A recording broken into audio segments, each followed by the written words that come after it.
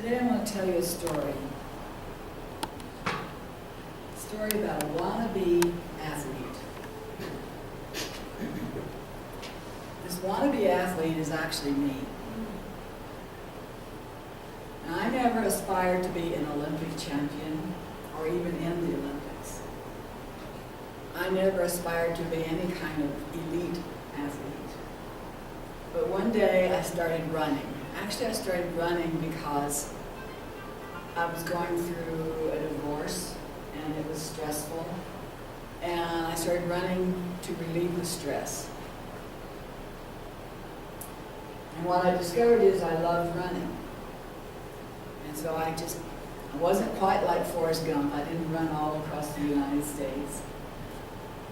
But I ran every day, and I'd get up early in the morning before work, and I'd go for a run. And I ran in the rain, I ran in the snow, I ran in sunshine, I ran until one day I ran into a puddle or something, and I fell and broke my ankle. But when my ankle healed, I got up and I started running again. And then I was in a car accident and fractured some vertebrae, and that ended my running career. I love to run.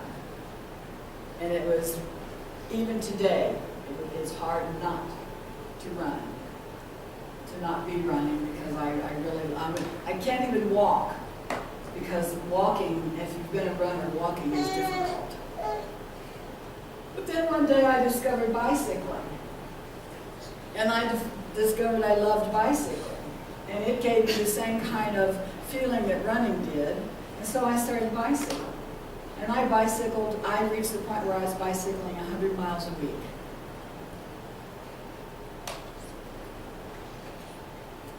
And then I had another accident. And that sort of ended my bicycling career. Now I ride a tricycle because I feel safer on a tricycle. I don't feel like I'm so far up that if I fell, which it would be really hard to fall on a tricycle. I ride a recumbent tricycle.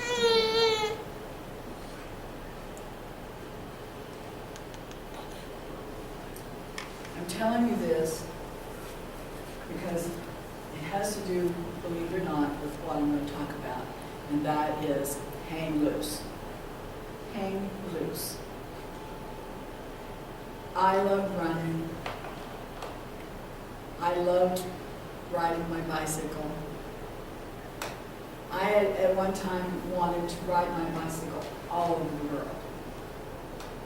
I just wanted to get up and start riding my bicycle and just keep walking. I even had it all planned out how I was going to do it. And when I realized I could not do that, it took me a while to get to the point to accept it. And I even now, I live vicariously through other runners. My daughter is an athlete. She's a runner. And she's run 2 marathons and numerous half marathons. And I run vicariously through her. Every time she runs a race, I'm living it with her. I live vicariously this way through other athletes. And I study. I don't watch all sports, but I watch sports that I enjoy.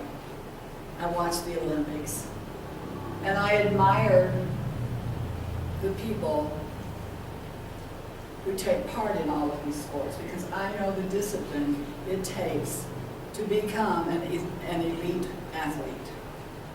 I never was in that class, but I know the discipline it takes. And what I know is that when you can no longer do something you love, it's very hard to let go. And that's the whole point of my talk today. Hang loose. What I discovered as I have watched movies and read about all these athletes is that the words, the phrase hang loose, is a surfer's phrase. Surfers use it to tell other surfers, just be loose. Let your body be loose. Let your mind be loose.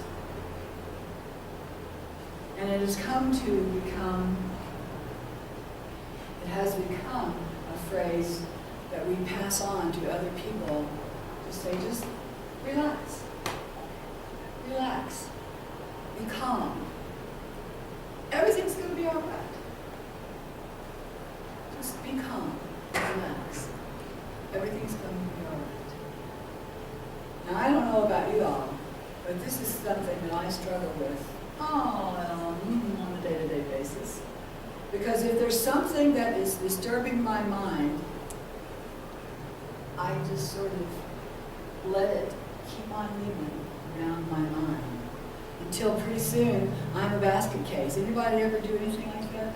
Probably not. I probably don't know who ever was a basket case over something that's not going the way I want it to go, or is it going the way I think it should go?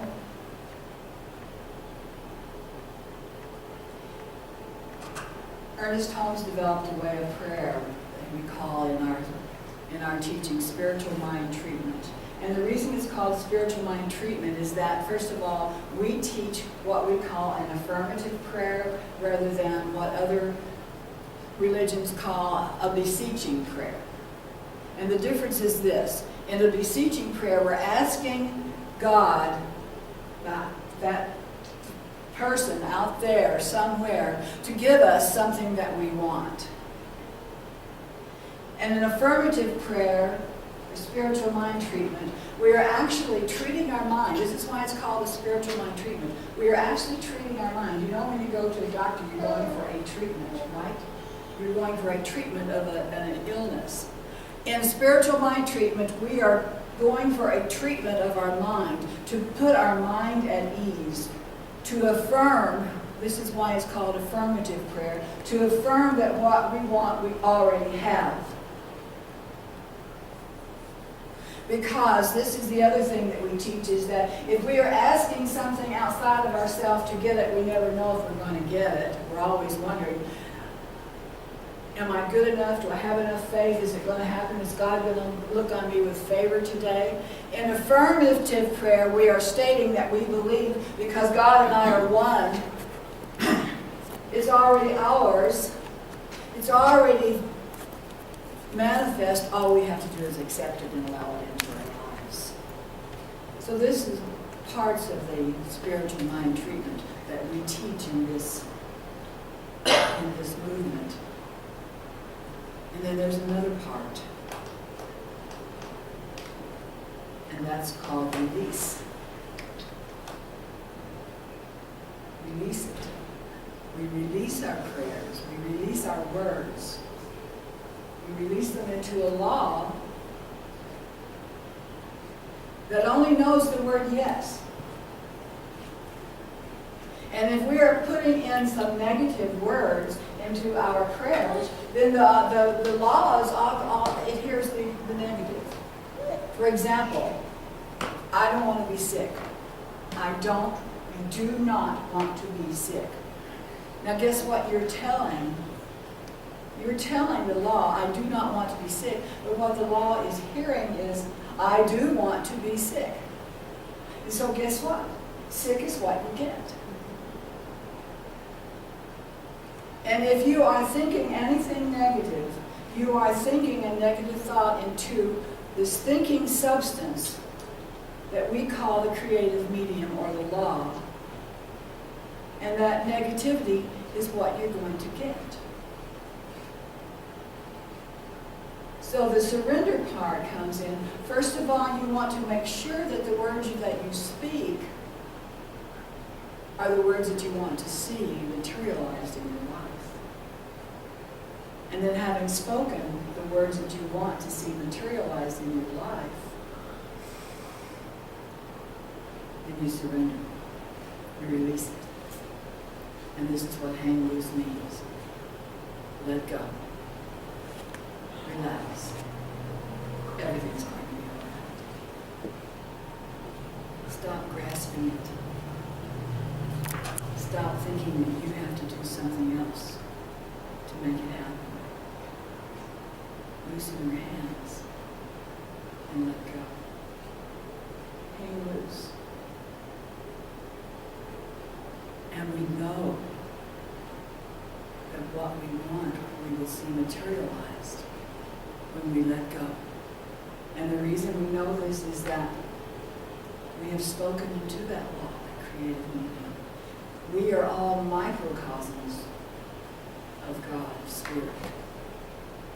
Spirit thought, and the world came into existence. Spirit thought, and whatever it thought, the law made happen. We are microcosms of that thought, of that spirit. So what that means is that we are miniature spirits. We are individualized spirit. Each one of us is spirit walking around, with God walking around. And what God does at the micro, we do at the macro. I'm sorry, I got those mixed up. What God does at the macro, we do at the micro. And that means that we think, we speak,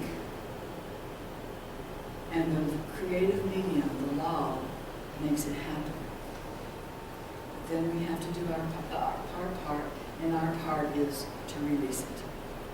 Hang loose. Let it go. Is there something in your life that you're hanging on to, that you're having a difficult time letting go of? A Sufi teacher named A.J. House said, when your mind is free, not concerned or worried or focused on anything in particular, and your heart is not grasping or clinging to anything in particular, then you are free. Whatever is there is there. The mind isn't saying, I want this, or I want to look at this, or it has to be this way. The mind is loose. The expression, hang loose, tells us what it means to be liberated. So this is the surrender. This is the knowing that when we speak our word, we speak it into a law that's going to take care of it. And when we surrender it, the law can do its work. As long as we're hanging on to it, the law can't do anything with it. So we need to surrender it. And how do you know you surrendered it?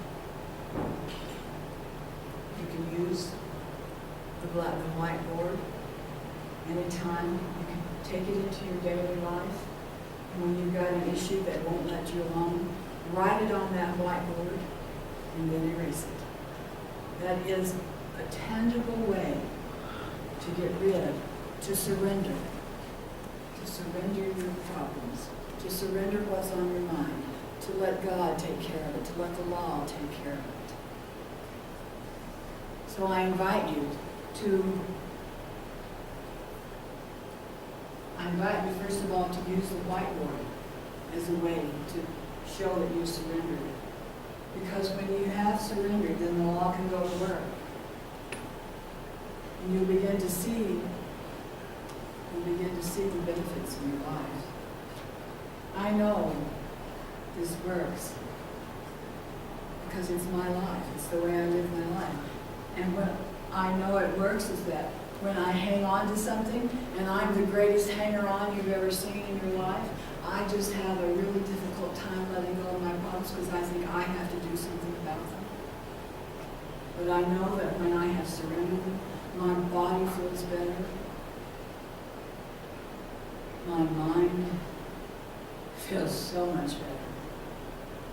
So I invite you to hang loose. I want you to take note of your life and to put this into practice.